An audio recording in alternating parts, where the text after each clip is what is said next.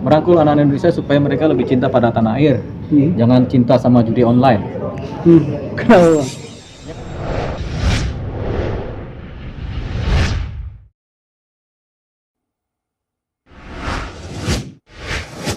Jauh sebelumnya, sejak tahun 90-an, saya udah jadi seniman dan penyanyi, sudah jadi musisi. Jadi justru lebih dulu seniman, pengamen daripada pengacara.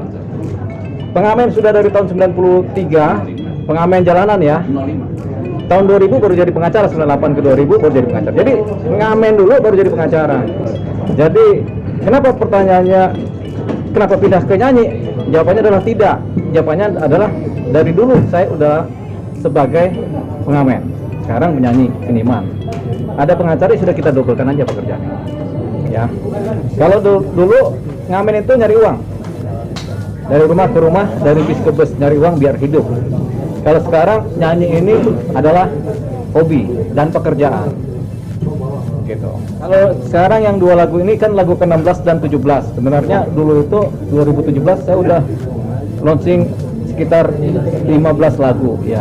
Itu juga udah ada masuk di media zaman dulu tuh ya. Cuman kan nggak seperti sekarang ya, karena kena jeda Covid. Jadi kemudian kita mulai lagi lagu ke-16 17 dan dua lagu ini kebetulan bercerita tentang bertemakan tentang cinta kepada pasangan. Setiap lagu yang saya buat selalu adalah pengalaman pribadi saya dengan seseorang. Kalau yang bertema dengan cinta. Jadi kita patah hati nih jam 7 malam. Itu jam 9 malam itu udah jadi satu lagu tuh. Ya kan? Jadi nggak berapa lama, paling 2 jam aja, karena sembari sedih nangis kita bikin lagu. Perasaan kita tuangkan dalam bentuk nada, kemudian baru kita bikin syairnya. Nah, kan romantis kan? Preman Tanah Abang itu kita punya pengalaman di Polsek Tanah Abang zaman dulu tuh, ya kan? Kita punya klien zaman dulu di Polsek Tanah Abang, preman ketangkap gitu kan, terus berproses, kita dampingin ya di Masuk Bui di Cipinang sana. Ya itu pengalaman hidup kan, kita bikin lagu. Waktu itu juga banyak nuansa-nuansa politik kan, kita gabungkan. Kok dia masuk penjara yang ono tidak kan begitu. Sama juga sekarang, kita bisa bikin lagu tentang Putri Malu.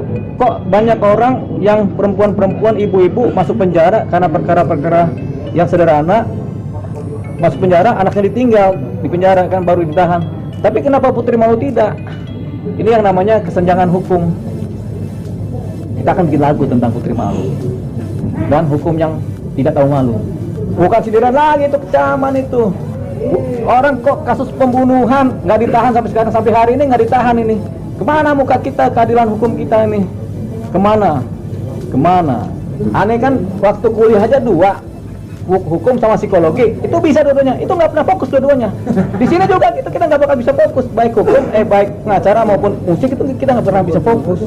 Karena masih ada ikan koi yang kita pelihara, ada burung, ada bunga, macam-macam kita pelihara, ada kali kita beresin, jadi nggak pernah fokus. Tapi jadi nanti percaya deh, menjadi suatu lembaga seni musik yang tujuannya adalah mengadakan konser-konser untuk menyatukan negeri.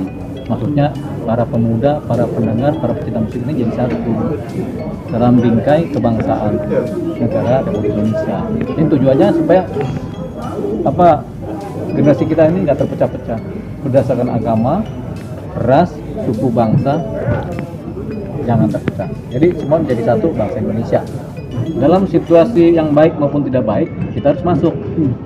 Gitu. Paling enggak kita mengingatkan kepada generasi bangsa kita, mari kita bersatu. Gitu. Situasi nggak menentukan.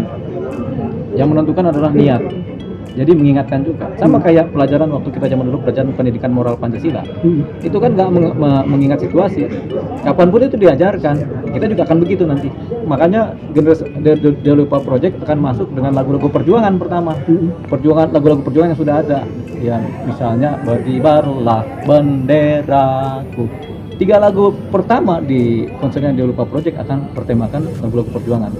Dan para penonton konser akan membawa bendera merah putih yang kecil tuh dikibarkan.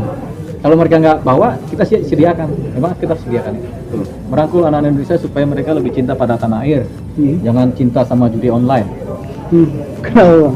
Ya kan segini kan banyak yang mereka main judi, 50.000, 10.000, tek main game, ting ya kan, akhirnya rugi duit, terus akhirnya stres kan gitu, akhirnya minta uang orang tua kan.